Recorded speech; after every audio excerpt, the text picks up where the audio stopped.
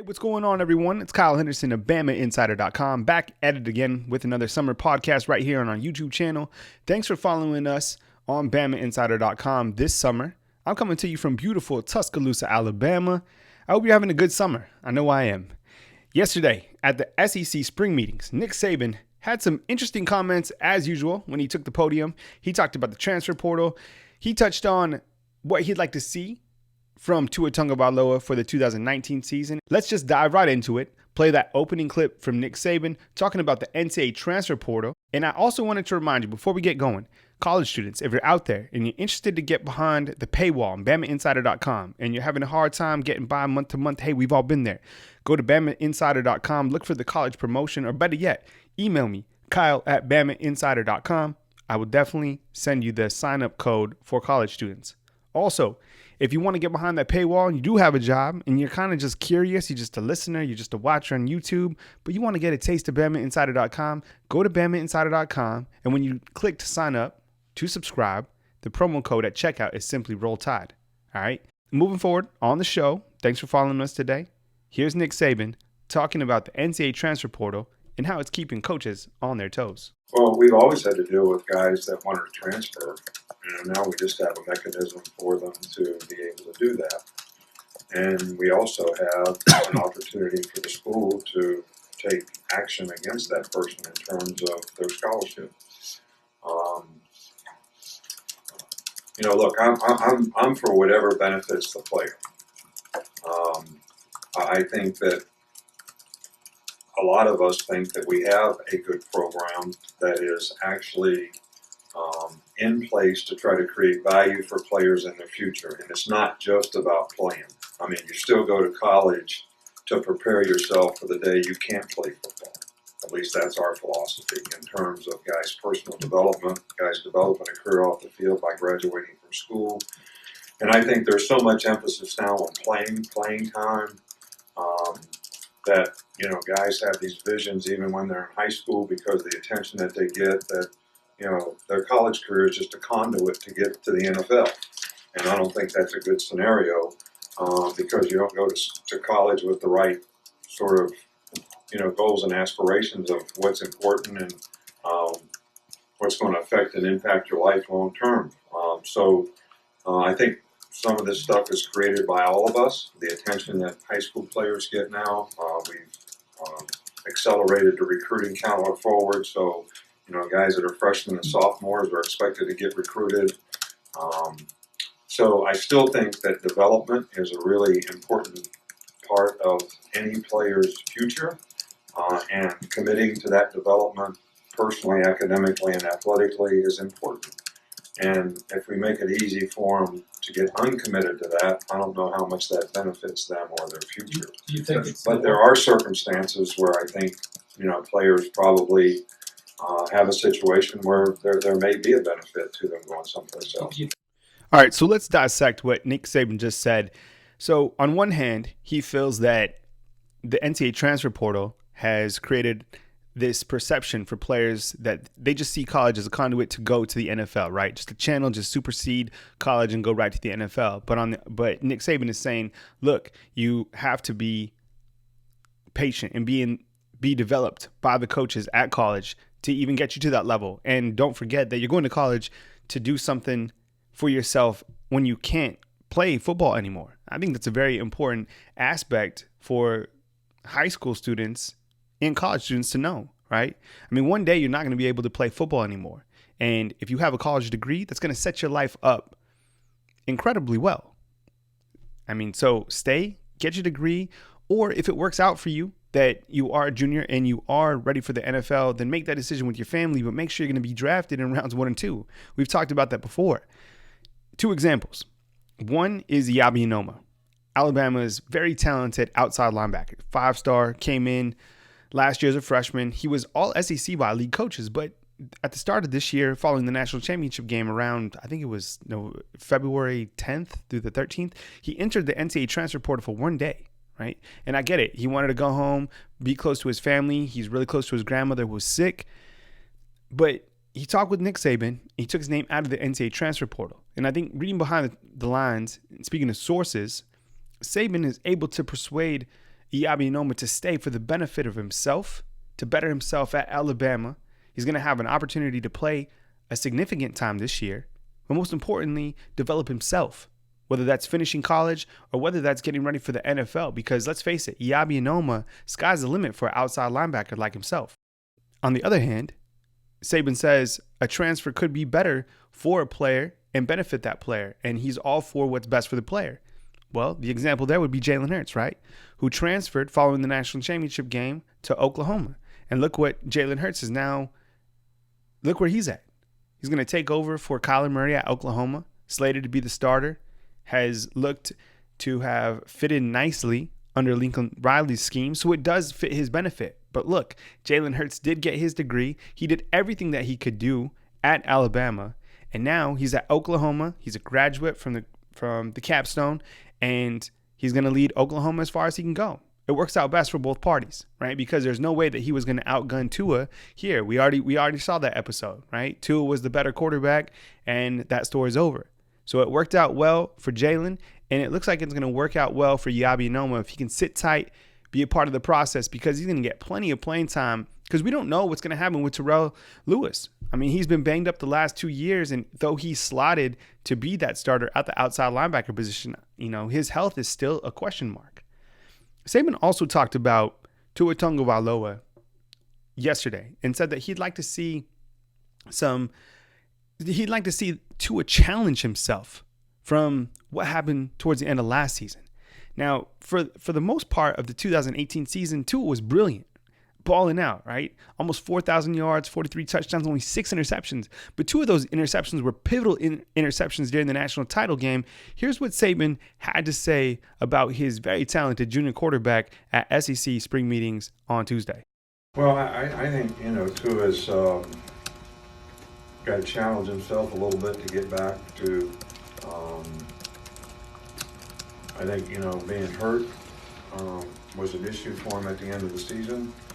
And I think that he has to challenge himself to get back into great shape, and overcome, some of the things that happened toward the end of the year. And I think he should take the perception that he has a lot to prove relative to how we ended the season. I think our whole team fits into that category. The other quarterbacks are obviously, guys that are developing and have done some good things, and obviously have some things that they need to continue to work on. And hopefully we'll be able to get them some positive improvement over the summer and then fall camp, and then we'll have an opportunity to get them some kind of experience level early in the season that might benefit them if they need it down the road. Now, during Alabama's A-Day on April 12, 2019, Tagovailoa was 19 of 37, 265 yards with 1 touchdown. The other quarterbacks in the room consist of Mac Jones, who had another strong A-Day performance, 19 of 23, 271 yards with 2 touchdowns. Tua Tagovailoa, 6 of 9, 93 yards with 1 touchdown. Paul Tyson was 1 for 5 with 8 yards and was sacked 1 time. So when Nick Saban talks about Tua challenging himself, I love it. And it's an obvious, right? He wants his quarterback to challenge himself, to overcome what happened during last year's national title game. On the other hand, Clemson's defense brought it. And Clemson did an extraordinary job of D'ing up Alabama in the most important game of the 2018 season. That's why Clemson won the Natty, and that's why Alabama is fired up coming into this season. I really feel that Alabama has a chip on their shoulder entering this 2019 season. I think they're used to the target always being on their back. They entered last year as the number 1 team. They were a buzzsaw through the season. I'm not sure if complacency set in towards the later part of the season for the Crimson Tide or not, but it kind of felt like that. And I think that Clemson had what Alabama has this season, and that was they had that chip on the shoulder.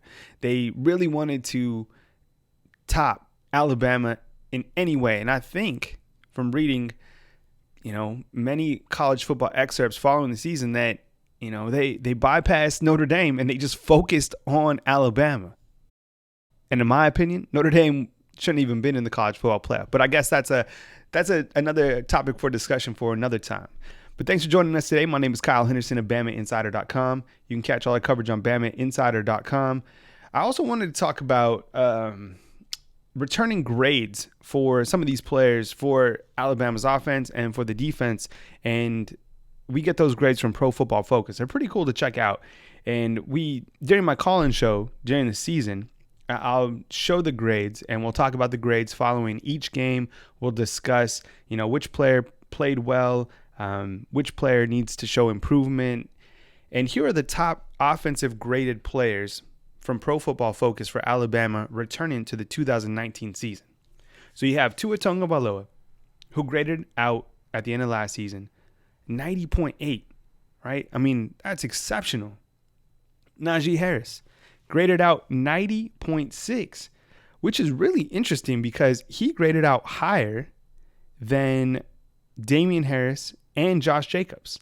Last year, Josh Jacobs had a grade of 84.0, and he was the number one running back picked in the NFL draft. And Damian Harris, who was also drafted, had a grade of 82.7. So you have Najee Harris just coming in with an incredible grade. And the grades are based off how the player performed, not only when he carried the football, how the running back blocked, how he caught the football out of the backfield. So 90.6 for Najee Harris is really incredible. And to put it into a little bit more perspective, Georgia's DeAndre Swift, who had 1,000 yards last season, he had a grade of 80.4, and Elijah Holyfield, who carried the football 159 times for 1,000 yards, finished with a grade of 90.1. So that just shows you how dangerous Najee Harris was last year and the type of player that Alabama has coming back for the 2019 season.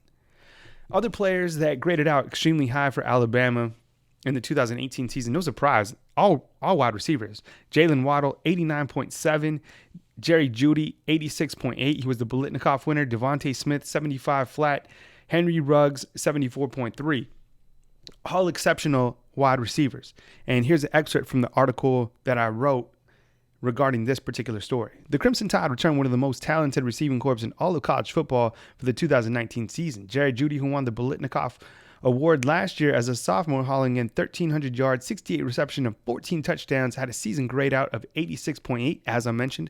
True freshman Jalen Waddle, who caught for 848 yards with 45 receptions, had a grade out of 89.7. Devontae Smith had 693 yards, and Henry Ruggs had 741 yards. Now remember, Alabama also has John Mechie, who was the A-Day MVP as a true freshman. And let's compare that receiving group against Clemson's very talented receiving group. Justin Ross, who was a phenom last year for Clemson, a grade of 91.4. T. Higgins, 87.7. Amari Rodgers, just 70.1. Now, Amari Rodgers had an ACL, so I don't know if he's going to be back. Dabo Swinney said that he will be back this season at some point. But Justin Ross and T. Higgins, certainly guys that ball out.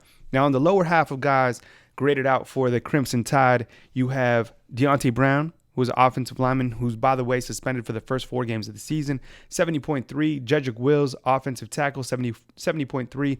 Kedrick James, who's also suspended for the first 4 games, 69.4. Chris Owens, who will be Alabama's new center, 68 flat. Matt Womack, 67.5, and Alex Otherwood, 65 flat as well. Now let's look at the defensive players and their grades for the 2018 season. And the defense, when we look, and you can find all this information, by the way, at BamaInsider.com, the defense has the secondary. I mean, despite losing Deontay Thompson, the secondary returns quite a group. Shaheen Carter, who plays Alabama's star position, he had a grade of 88.4. He had 2 interceptions that he returned for a touchdown. You have Xavier McKinney, who was the defensive MVP in the Orange Bowl. He'll be a safety again this year for the Crimson Tide, 82.0 grade out. You have Patrick Surtain, who started as a true freshman at Bama, had a fantastic season. It was a 5-star coming in, 79 flat. And Trayvon Diggs, who will be the other corner who suffered a foot injury last year, 75.5, is his grade out. The inside linebacker group is interesting when you look at the grades on Pro Football Focus, because Dylan Moses, who led the team last year in tackles, he only had a grade out of 67.6. Seems low for the Rivals.com 5-star. Other inside linebacker grade outs last season include Ali Cajo, 69.4, and let's see, Joshua McMillan, who had a grade of 66.1. Jalen Moody had a really nice grade last year as a freshman. He played a lot of special teams, but he really graded out well on film. Inside linebacker, 82.1. I really like Jalen Moody. I don't think we talk enough about him.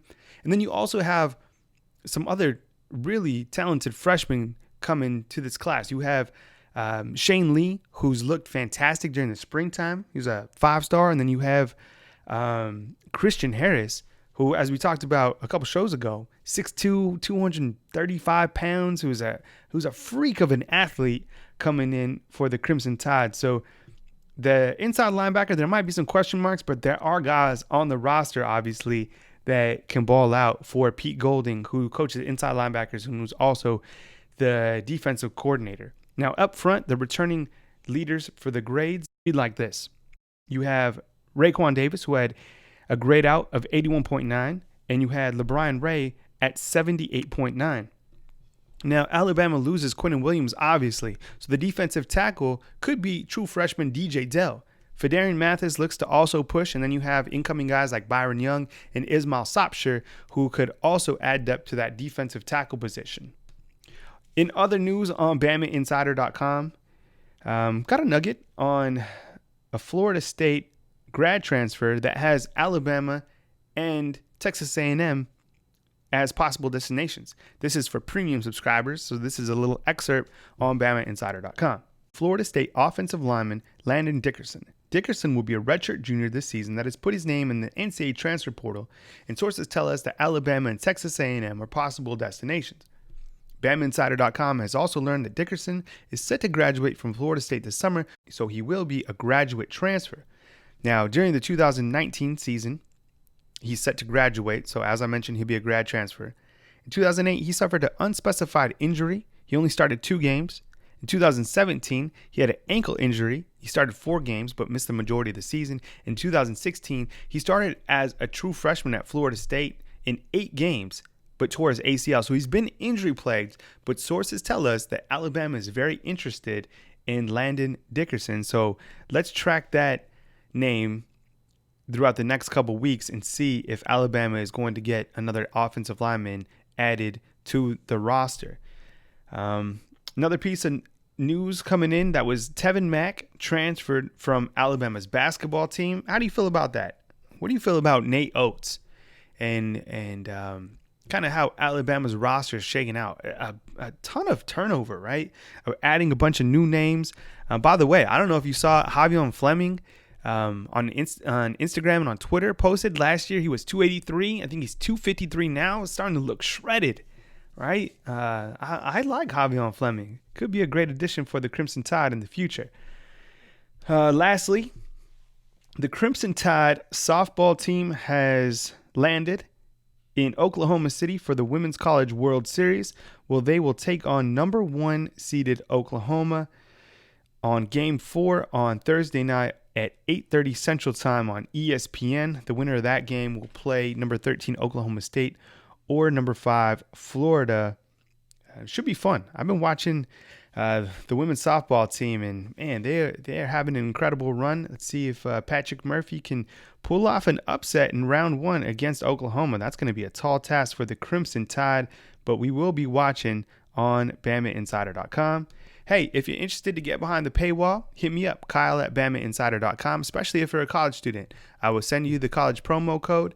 There is also a free sign-up code on BamaInsider.com, which is simply Roll Tide. We got a ton of news. We got a ton of topics that we're talking about during the summertime. I invite you to come over, give us an opportunity for your business. I'm always on the message boards, always rapping with everyone from the Taka Champions. So if you want to rap with me, if you want to talk with Andrew Bone, Tony Sukalis, Jordan Harper, the whole crew, head on over to BamaInsider.com, look for the sign-up codes, or hit me up by email, Kyle at BamaInsider.com. Certainly take care of you. I'm reporting to you from beautiful Tuscaloosa, Alabama. Be good people out there, and I will catch up with you guys soon right here on BamaInsider.com.